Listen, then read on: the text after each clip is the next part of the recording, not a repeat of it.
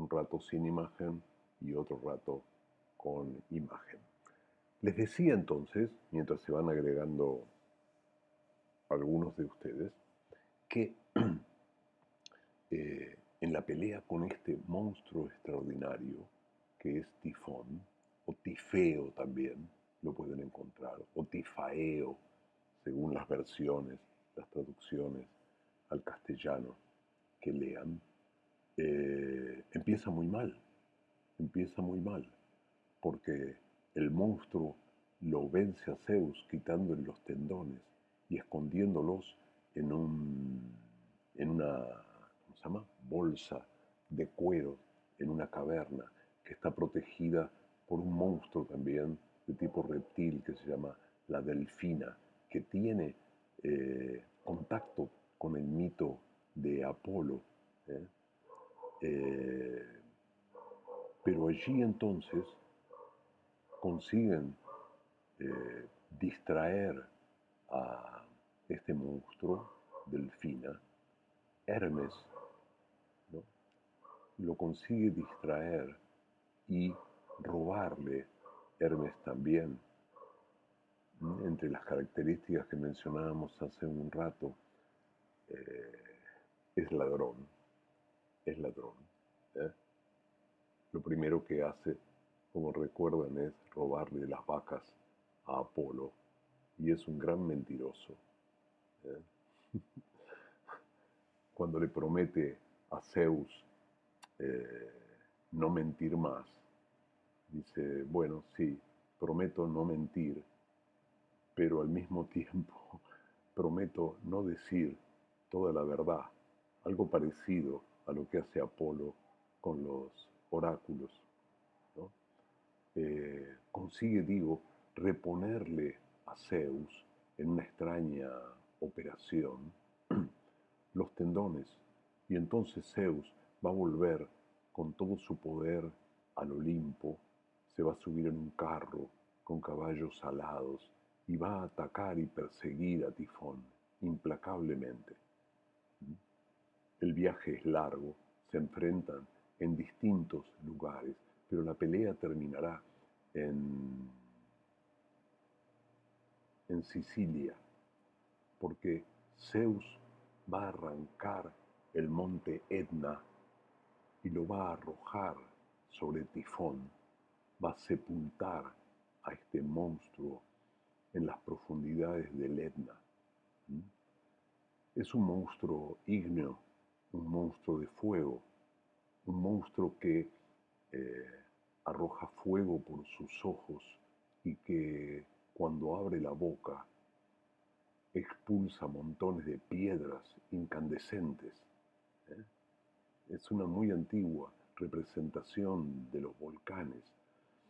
A mí me hace gracia porque muchos de estos monstruos, tal como son descritos en la mitología griega, se parecen bastante a los inventos que se hacen en los juegos, ¿vieron? En los games eh, de internet, digamos, en los games que uno puede jugar con la computadora, que muchas veces tienen miradas flamígeras o arrojan eh, enormes bolas de fuego, ¿no?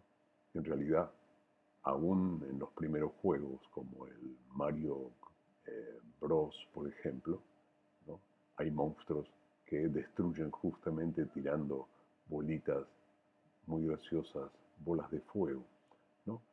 Y lo sepulta allí. ¿eh? La creencia con respecto al Etna es que los temblores de tierra que produce y sus emanaciones ígneas provienen de Tifón, que está encerrado en las raíces del Etna. ¿no? Es decir, siempre es un reino, el de Zeus, amenazado, amenazado. ¿Mm? Pero, como decíamos hace un rato, sigue hasta hoy. ¿Mm? Sigue hasta hoy.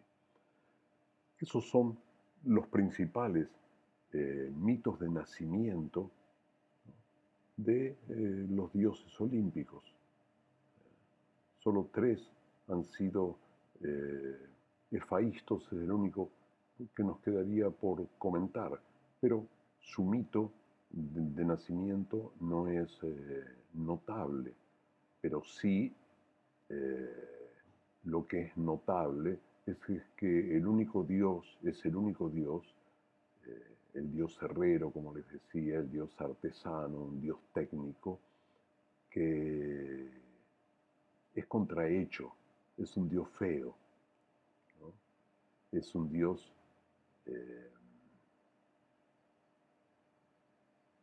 ¿cómo es la palabra? Muy en desuso, que se aplica en las traducciones convencionales, patizambo, patizambo, o sea, es rengo de las dos piernas, resultado de un par de veces que Zeus se enojó con él y lo arrojó del Olimpo, ¿no? Lo arrojó del Olimpo. O sea que es un dios maltrecho, ¿no? Las características curiosas de ese dios es que, perdón, que cierro esto para que no quede grabado, va a quedar, pero lo voy a tener que eliminar. Es un dios que está casado con la más hermosa, ¿no? Que es Afrodita, ¿m? Que no sé cómo decirlo, pero que va a tener más de un amante, sobre todo a Ares, el dios de la guerra, ¿no? Para decirlo de paso, es un mito muy curioso porque la hija de Afrodita, la diosa justamente de la sexualidad, de todo lo que tiene que ver con el reino del amor sexual, sensual, el amor de captura, y Ares es armonía, ¿no? Que es una diosa de la belleza, del equilibrio. Bien, me concentro ahora mínimamente en el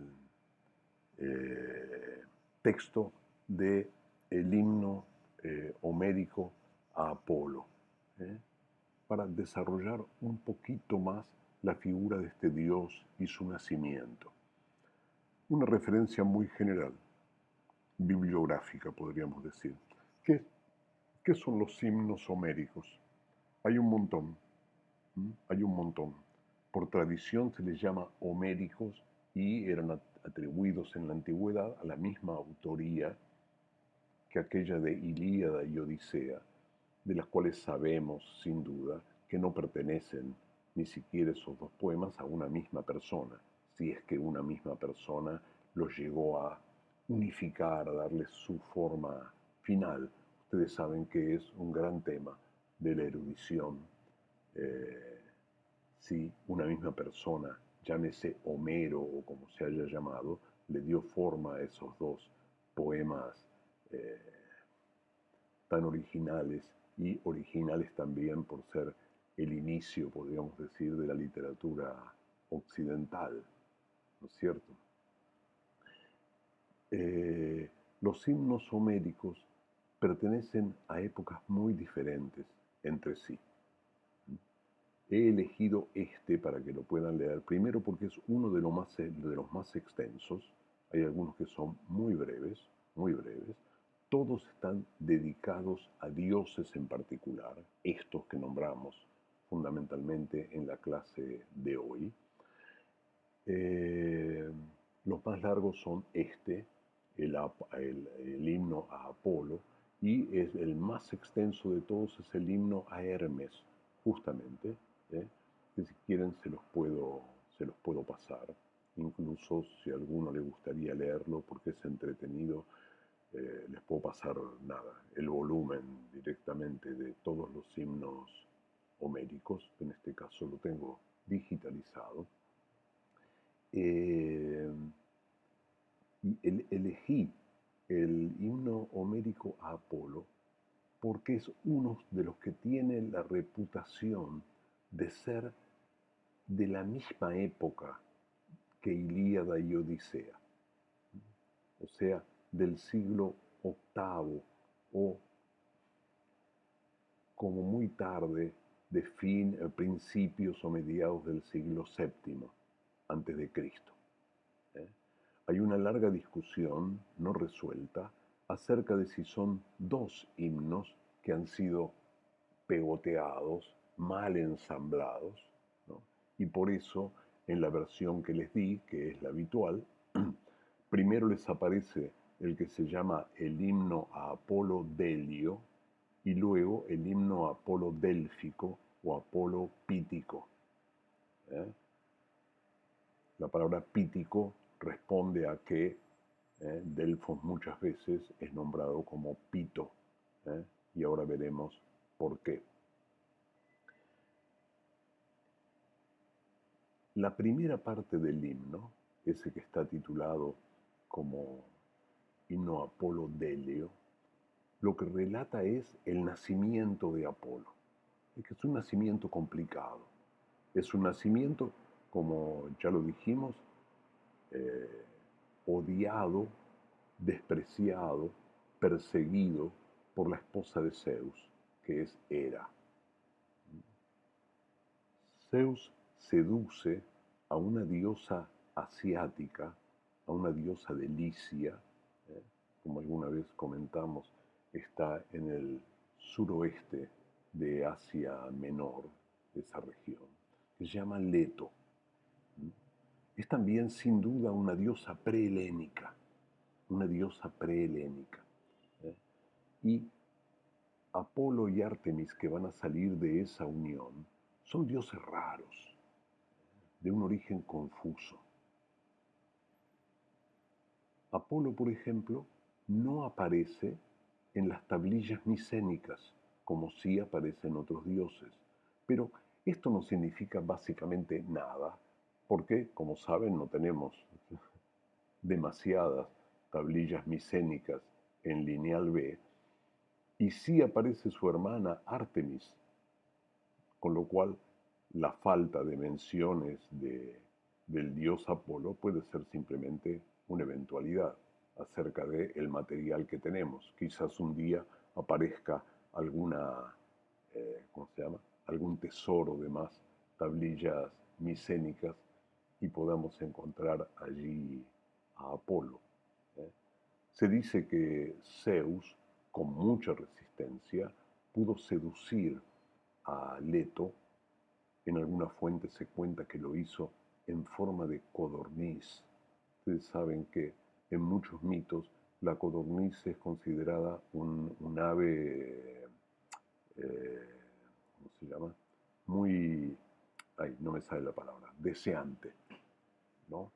Muy lúbrica. Es signo generalmente en muchos otros dioses de lubricidad, de deseo. Eh, Se junta con Leto, Leto queda embarazada, pero no la protege, no la protege. Y por lo tanto, Leto debe sufrir la persecución de Hera y deambula por todo el mundo porque Hera ha conseguido que solo pueda parir, o mejor dicho, que no pueda parir, en un lugar donde brille el sol. En el himno van a encontrar una enumeración muy difícil, difícil de ubicar espacialmente en muchos casos, ¿no? De todos los lugares que Leto recorrió buscando un lugar donde parir, ¿no? Sufriendo los dolores del parto.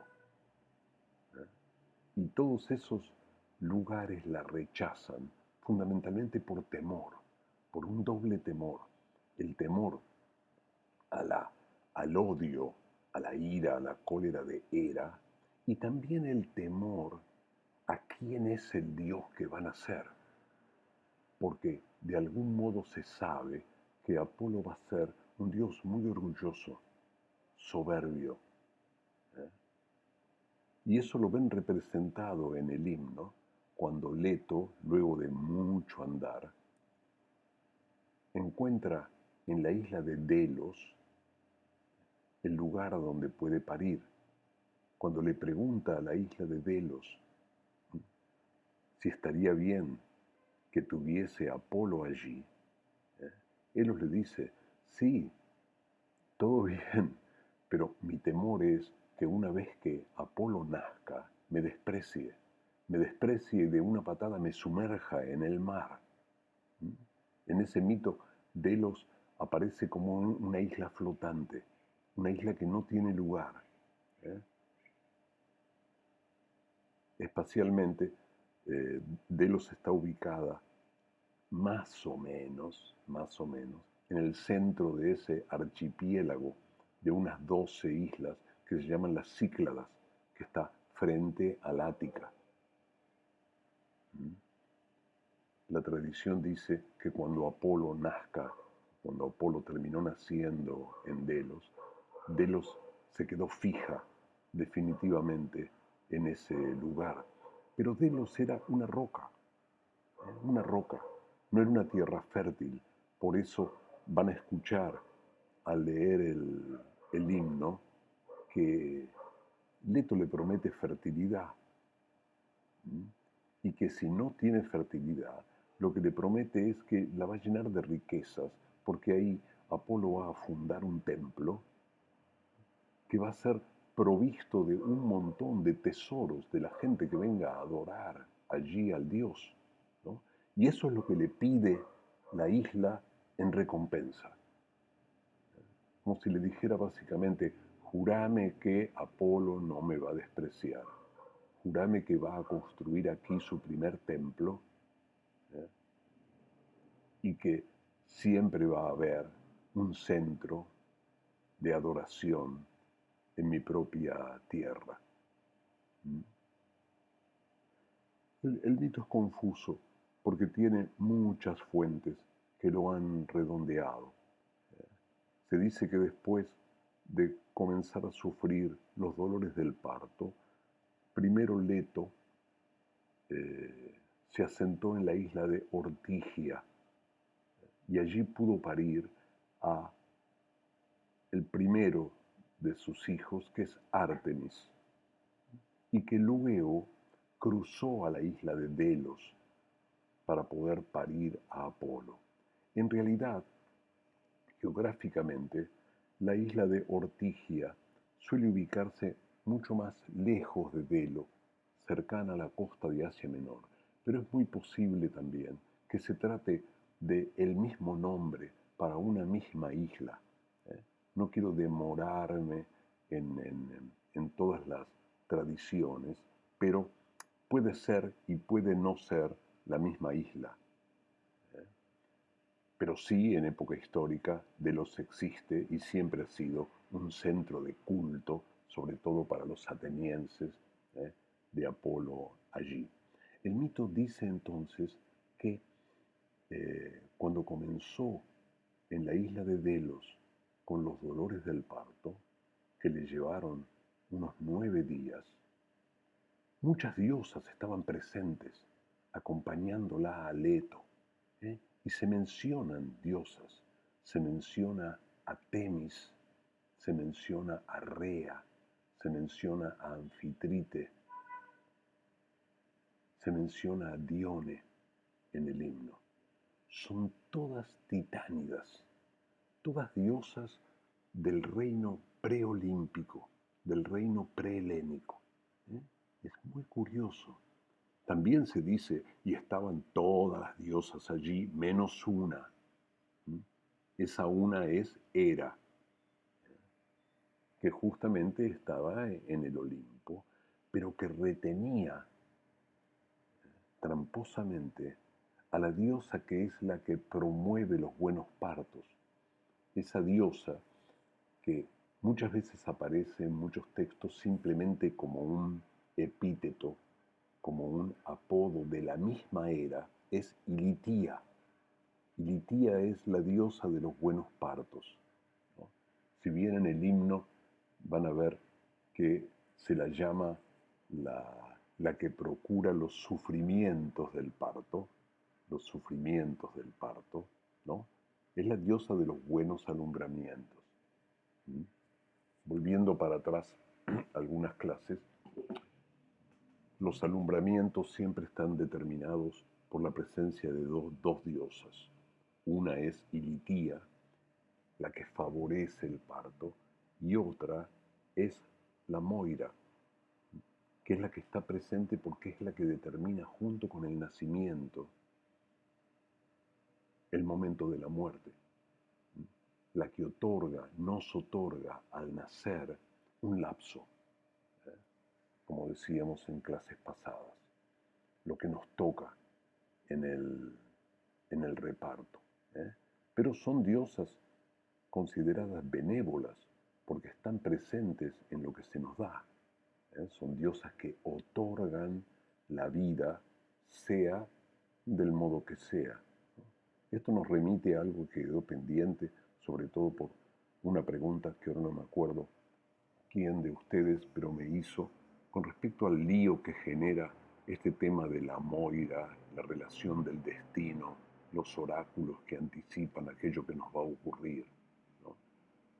Esa es una discusión enquilombada que podríamos dar en algún momento. Pero básicamente lo que quiero reforzar con eso es que la idea básica de Moira es la de un plazo, un momento para nacer donde queda unido, ¿no?, para cada uno de nosotros el momento para morir.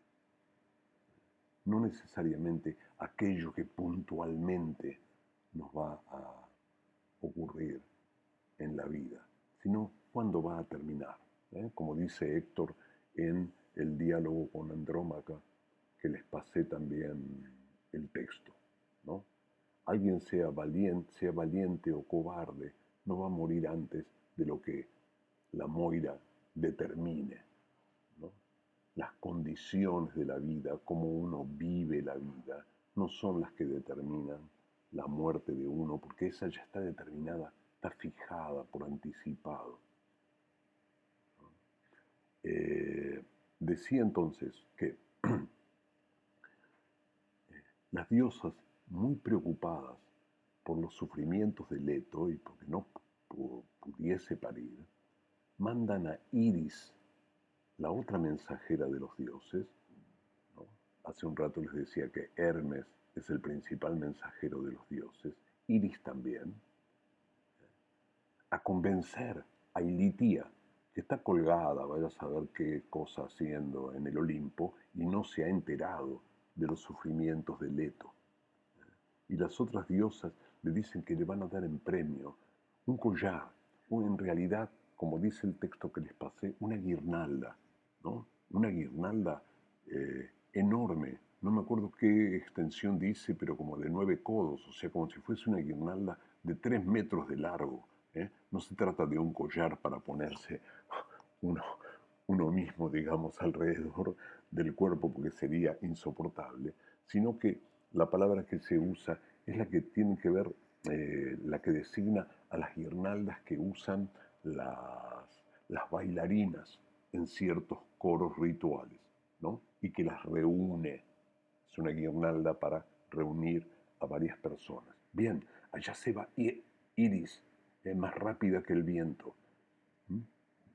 La separa a Ilitía de la reunión con los otros dioses, y la convence. A Ilitía le parece muy bien ir a ayudar a Leto, pero las dos, como dice el texto, bien dice, huyen y se escapan del Olimpo como palomas temerosas, ¿no? Quieren ocultarse de la posible cólera de Hera, y así viajan a la isla de Delos, y en cuanto llegan a Delos, la presencia de Ilitía hace que Leto comience con las contracciones del parto. Hay allí ciertos detalles rituales que remiten sin duda a matrices religiosas anteriores. En una parte se dice que se apoyó sobre la montaña, pero en otra más cerca de la palmera, y en otra parte, en que repite lo mismo, dice que se abrazó de la palmera y con las rodillas sobre la tierra estaba muy feliz porque esperaba recibir a Apolo, ¿eh? parió al dios, parió al dios. ¿eh? Leyendo con atención, vieron que Leto es muy valorada en el himno. Y no solo es muy valorada, sino que Apolo es puesto desde el comienzo del himno en un lugar casi por encima de los demás dioses. Se nos cuenta que cuando aparece en las reuniones del Olimpo, ¿no? En la introducción del himno, todos los dioses temen y cuando se hace presente en el banquete, todos se ponen de pie. Sobre todo cuando Apolo, de un modo que podríamos pensar agresivo, tiende el arco. Y es solo la madre la que se acerca a él, le distiende el arco, le quita las armas y lo cuelga ¿eh? en la columna de Zeus. Y allí Zeus lo recibe y le da de tomar en una copa dorada. Y recién los dioses se tranquilizan y se distienden, digamos, y vuelven a sentarse. El himno nos indica una presencia de Apolo que genera temor, que genera temor. Es un Dios bastante loco, es un Dios bastante loco, bastante, bueno, agresivo lo vemos en el canto primero de Ilíada que hemos trajinado un montón, pero tiene una historia de excesos. Bien, esa primera parte del himno se refiere básicamente a las, ¿cómo se llama? La descripción de las alternativas de su nacimiento. Le da menor importancia a Artemis, aunque la valora puntualmente, pero sin duda pone a Apolo por encima de casi todos los dioses, de casi todos los dioses. La segunda parte del himno es referida a otra cosa. Incluso el poeta se pregunta a sí mismo, de un modo retórico obviamente, qué es lo que va a contar, como si hubiera mucho para contar acerca de Apolo, porque en todos los lugares de Grecia es honrado, y decide contar lo que podríamos llamar como la apropiación que Apolo hace del oráculo en la ciudad de Delfos.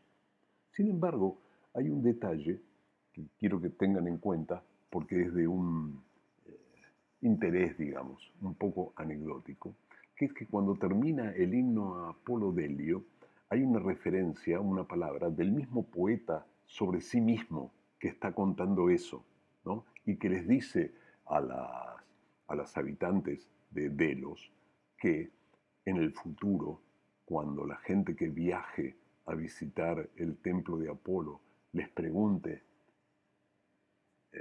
cuál es el mejor poeta o el mejor cantor para ellas, ¿m? Ellas respondan un ciego que habita en la isla de Quíos y que sus poemas son los mejores que pueden ser cantados, ¿no?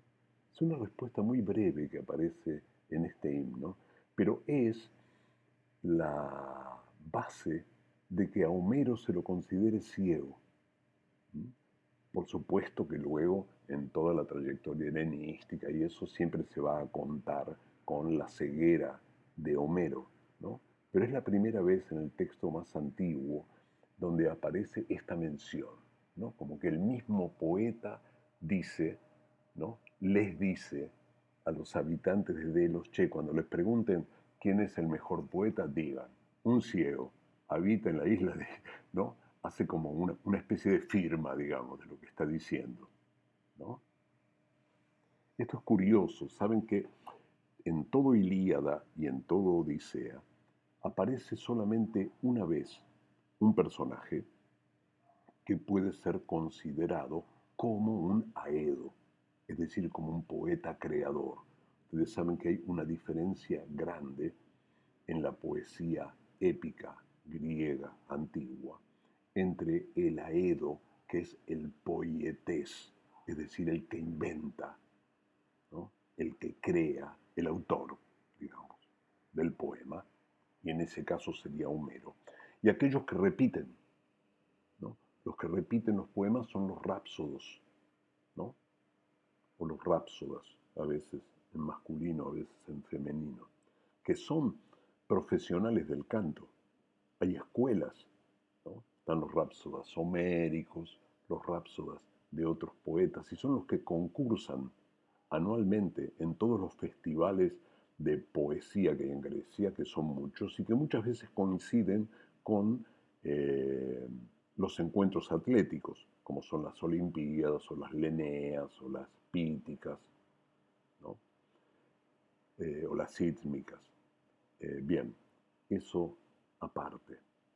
Es muy extenso, más extenso todavía este segundo himno a Apolo Délfico, y nos pinta también, de modo confuso, difícil de reproducir, porque los lugares que se mencionan, como en el primero de los himnos, no todos son ubicables, ¿no? Porque son toponimias muy antiguas que se han perdido, aunque ustedes saben que la erudición las busca, las busca, las busca. Esto puede ser tal lugar, este puede ser tal otro, ¿no? Entonces se nos dice, se nos describe los lugares por donde anduvo Apolo después de nacer. De un modo confuso digo porque primero se nos presenta que va al Olimpo, es reconocido por los dioses inmediatamente, etc. Y después hace, pero no todo tiene una cronología muy clara. El hecho es que Apolo busca dónde poner su templo. Apolo busca cuál va a ser el lugar de su adoración y va a terminar eligiendo a la ciudad de Delfos. La ciudad de Delfos. La ciudad de Delfos está en un lugar muy particular. Está en la base de la cadena montañosa del Parnaso, donde está el monte Parnaso, donde habitualmente habitan o habitarán las musas, compañeras de Apolo. Hay varios grupos de musas. Las principales son las compañeras de Apolo en el Parnaso. Están las musas de Piería, las musas del Helicón, que son aquellas conjuradas por Hesíodo en Teogonía para darle la posibilidad de cantar. Apolo, cuando decide ese lugar, luego piensa, ¿y qué voy a hacer? Funda el templo, pone los cimientos, lo empiezan a construir y dice, bueno, ¿y esto quién lo va a cuidar? ¿Quiénes van a ser mis sacerdotes? ¿No? Y es muy curioso que descubre prácticamente en el himno, porque sí, una nave de comerciantes minoicos, cretenses, provenientes de una cultura anterior, que están navegando, rodeando el Peloponeso. Sería óptimo que ahora les pusiese un mapa en escena, pero bueno, se los debo, se los mando después. Están, a ver si lo puedo hacer para ustedes nada más. Está, esperen que me voy más lejos. Está la isla de Creta y acá está el Peloponeso y arriba del Peloponeso está Delfos, cerca de Corinto, ¿no? Que está exactamente en el istmo que separa el continente del Peloponeso. Y esos van a Pilos, eran unos marinos que van a Pilos, tiene 3 dedos nada más el Peloponeso, ¿no? Que queda en la costa occidental del Peloponeso. ¿Eh? Pero a los chabones le aparece una aparición maravillosa, un enorme delfín salta sobre la nave, se quedan completamente azorados y temerosos, es Apolo en forma de delfín. Por eso hay todas historias, montones de historias laterales acerca de si Delfos tiene que ver con Delfín o con esa serpiente llamada Delfina que protegía también el lugar donde Tifón había escondido los tendones de Zeus. ¿Mm? Pero dejemos esas complicaciones. ¿Y qué hace? Dirige la nave, dirige la nave. Desde la nave dirige la nave. El himno nos dice también que es Zeus el que la dirige hacia el norte, hacia la costa cercana a Delfos, hacia el Golfo de Corinto. ¿eh? Si alguna vez han ido o pueden ir a Delfos, arriba, ¿no? En la ladera del monte donde está el templo, si uno aguza la vista, muy lejos se ve el mar del Golfo de Corinto. Son lugares muy cercanos. También cercanos a Tebas, que es la ciudad que mencionamos la otra vez en el mito como patria de Dionisos. ¿No? Y allí Apolo los dirige, los encalla, ¿eh? Los obliga a estos atemorizadísimos cretenses que iban de compraventa, digamos, a las costas del Peloponeso y que ahora no saben qué les pasó. Y por eso le preguntan, lo interrogan. Apolo primero le dice, ¿ustedes de dónde son? ¿Eh? Y somos de Creta. Ah, ¿y qué son? Comerciantes. Bueno, y ahora no lo son más. No van a, no van a volver nunca más a su patria, no van a ver más a su familia y a sus hijos. Ah, los chabones que se sienten completamente dominados. Bueno, yo quiero que bajen, ¿no? Bajan y los conduce después de un banquete, después de que han respuesto la fuerza, después de que canten, él les enseña eh, el himno tradicional de Apolo, que es el que se llama el Peán, y los conduce a donde va a fundar eh, su templo, su sitio oracular, porque ya ha dicho en el momento de su nacimiento, en la primera parte del himno, que él va a tocar la cítara, el arco, va a disparar el arco y va a comunicarle a los mortales ¿eh? La inflexible determinación de Zeus.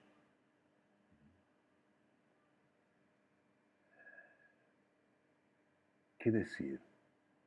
Todo aparece como si Apolo fundara desde el origen un lugar intacto donde él decide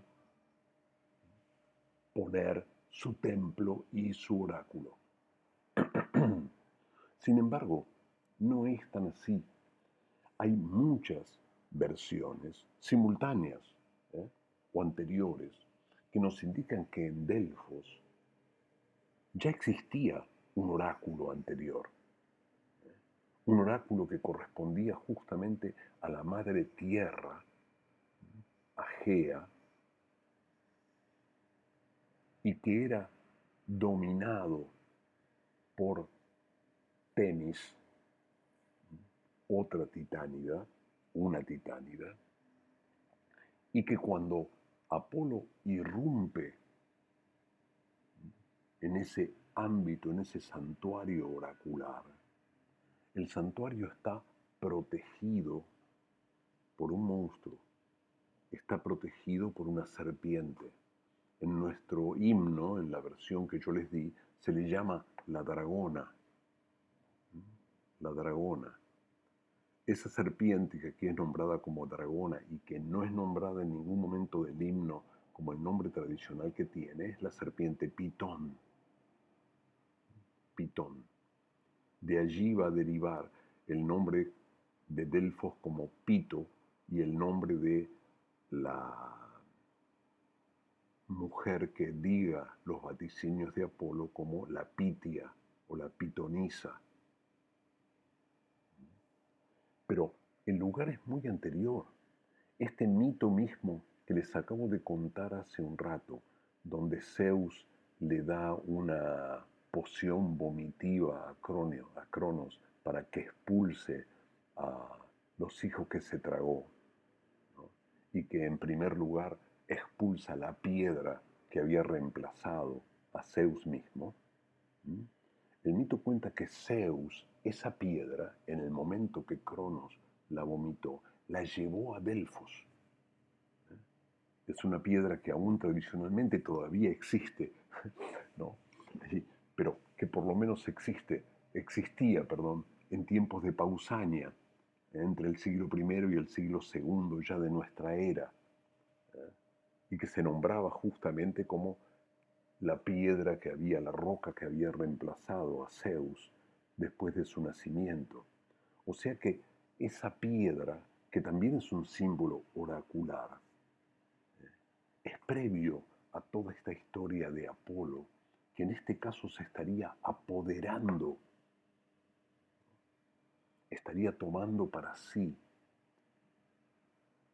un oráculo que ya existía, un lugar sagrado que pertenecía a otras divinidades, divinidades anteriores, ¿eh? Como la titánide Temis o como la tierra misma, originaria de todo el mundo. Y la serpiente, Pitón, es la que protege el oráculo. Y por eso Apolo la enfrentará y la va a matar. La va a matar. En el mito, bueno, el texto que les di tiene unas cuantas notas, si tienen la paciencia de verificarlas, que indican y aclaran algunas cosas, porque la palabra pitón tiene relación con un verbo griego, que es pituesoai, que significa eh, ¿cómo se llama? La pudrición, ¿no? El pudrirse.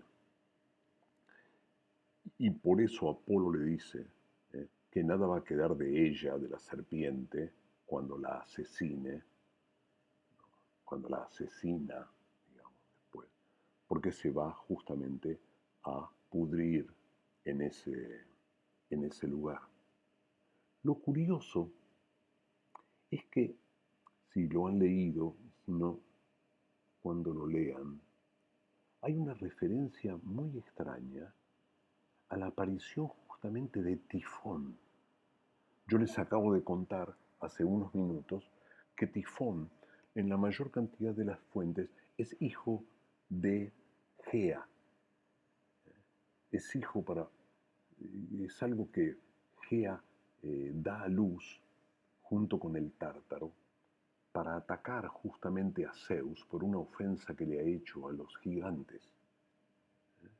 Pero aquí aparece otra historia, una historia que hasta la podemos leer completamente separada del himno. Nos dice que Hera, la esposa de Zeus, se sentía muy ofendida porque Zeus había dado vida por sí mismo a una diosa, a Atenea justamente, después de tragarse a Metis. Por eso también lo comentamos en la clase de hoy, ¿no? Y que justamente reclamó a la Madre Tierra que ella tuviera la posibilidad de parir por sí sola una criatura. Y es por eso que golpea la tierra y la tierra tiembla, con lo cual ella siente que le va a cumplir su deseo y decide durante todo un año no acercarse a Zeus, no tener relaciones con él, seguir en su mundo, digamos, ¿no? Y después de ese año, dice, va a dar a luz justamente a ese monstruo del que hablábamos hace un rato, que es Tifón. Y el himno nos dice, y lo puso, ¿no? Esa monstruosidad, esa calamidad, me hace gracia la palabra, la puso justamente al cuidado de otra calamidad, que era la serpiente Pitón, ¿no? está introducido allí un nacimiento de Tifón que no coincide de ningún modo con la tradición general, que es que Tifón es un monstruo original que nació de los primeros dioses. Con lo cual, si tomamos distancia con respecto a esa aparición, nos da lugar a pensar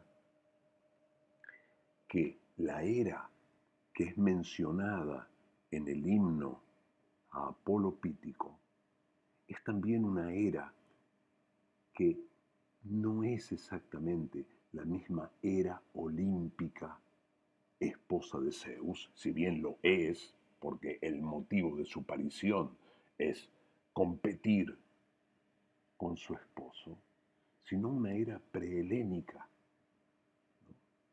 una era con un sentido anterior, donde, como la Madre Tierra, o en el lugar de la Madre Tierra, puede llegar a reclamar, como en este caso la Madre Tierra, que sería ella misma, la posibilidad de parir sola de su propio, eh, de su propio cuerpo, bueno, algo que en este caso resulta monstruoso.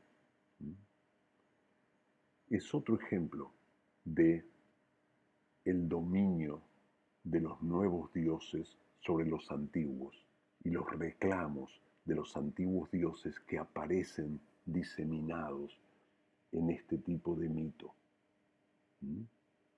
Hera reclama la posibilidad, ¿no?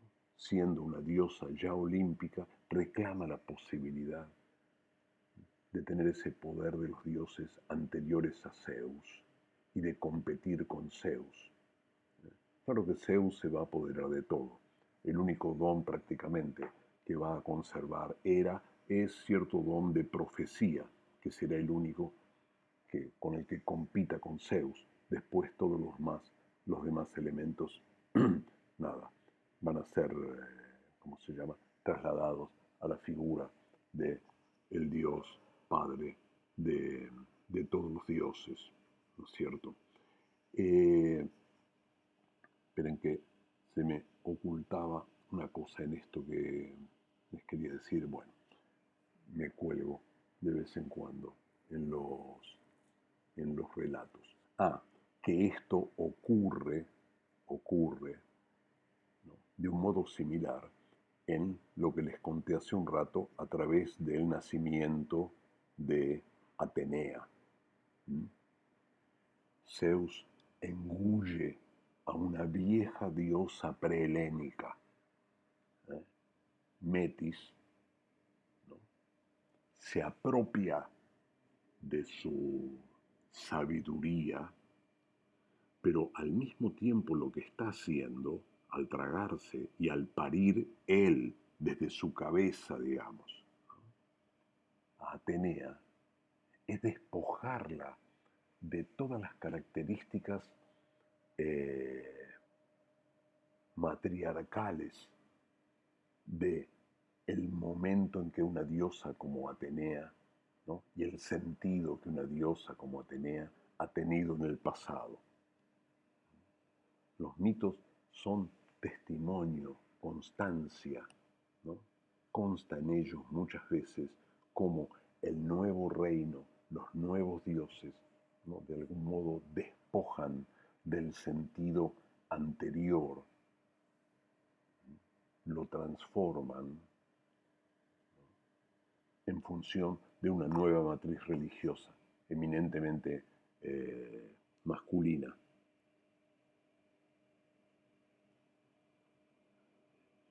¿Sabes qué? Pude ver, espera que abro el mensaje completo.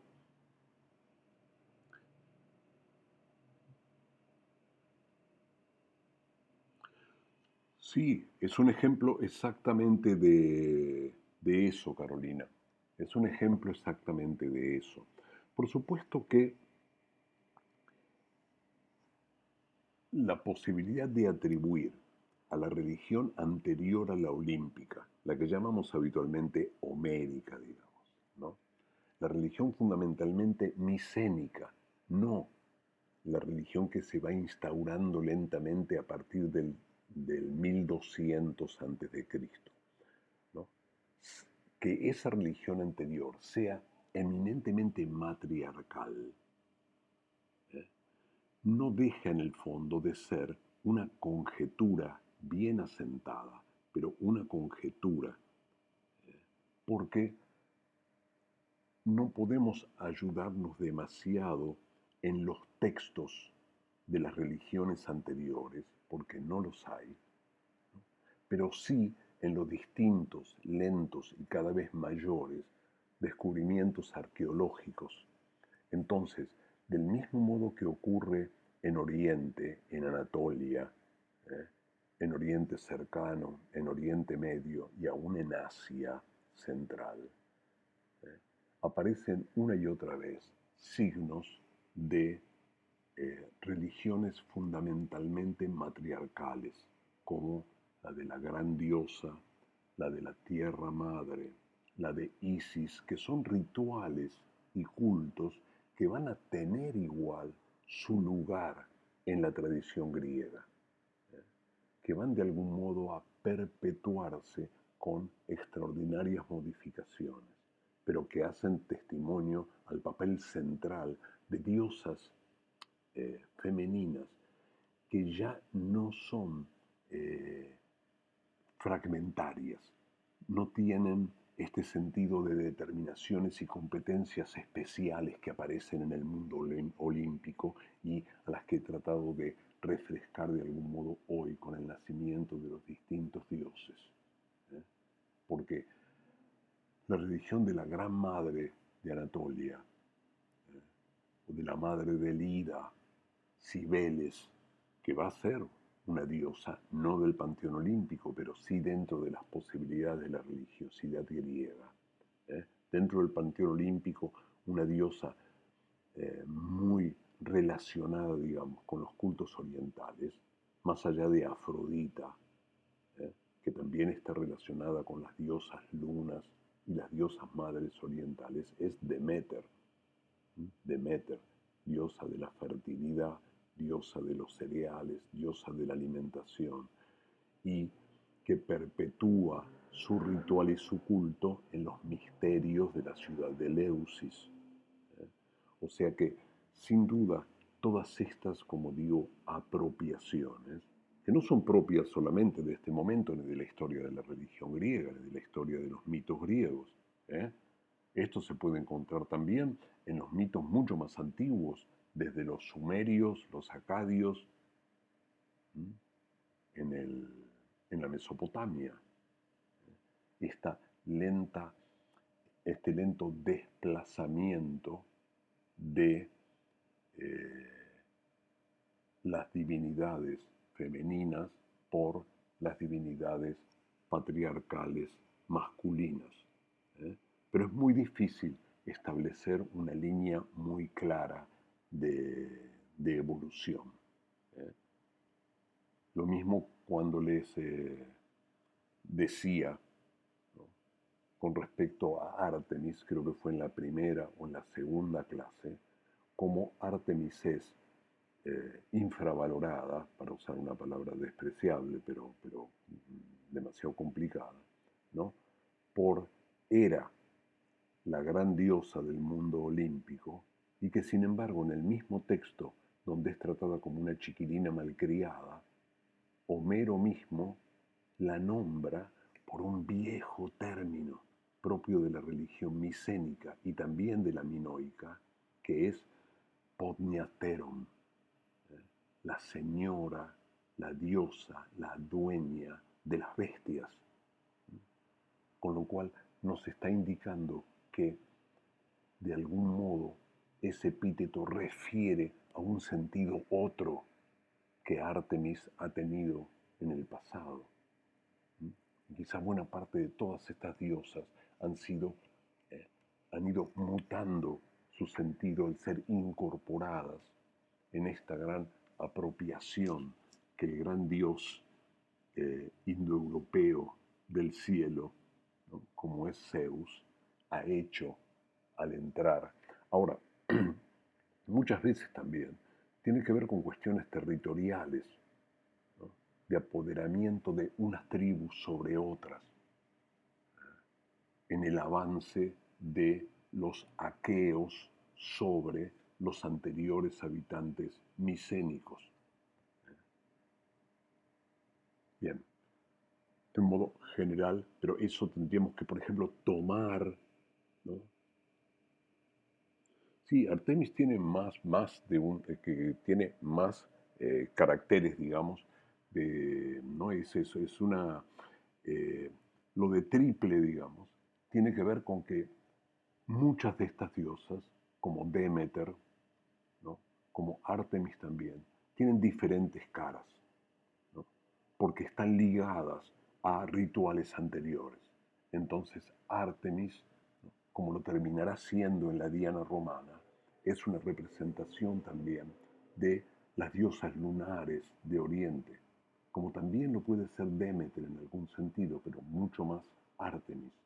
¿eh? Terminará siendo Diana, asociándose con una diosa de la luna, y como dije, creo hace ya mucho tiempo, terminará siendo la diosa que más historia, digamos, en Occidente tenga, porque llegará casi hasta fines de la Edad Media como patrona de las noches, como luna, patrona de la oscuridad, de las brujas, de todo lo que las mujeres hacen en las tinieblas, digamos, ¿no? Eh, Perdón, no tengo, bueno, por eso, ¿no? Hécate está relacionada con el culto de Demeter, pero fue relacionada en época homérica, ¿no? Hécate claramente es una diosa de Anatolia, una diosa oriental, con tres caras, ¿no? Como será representada aún en la Grecia clásica. ¿eh? Eh, Mario me hace algún gesto o hizo a la pantalla algún gesto, pero no te estoy escuchando. Activa el audio o estás. Me estoy despidiendo porque ahí me avisa cosas que ya no termina Ya esto. nos vamos. Por eso digo, no tengo tiempo de redondear nada, pero los despido y retomamos.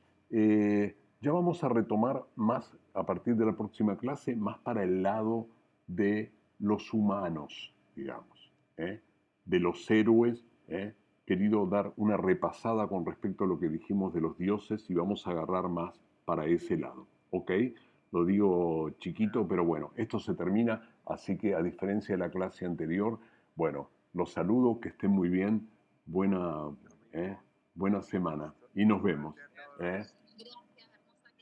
Bueno, muchas Chao, gracias. gracias. Muchas gracias. Chao.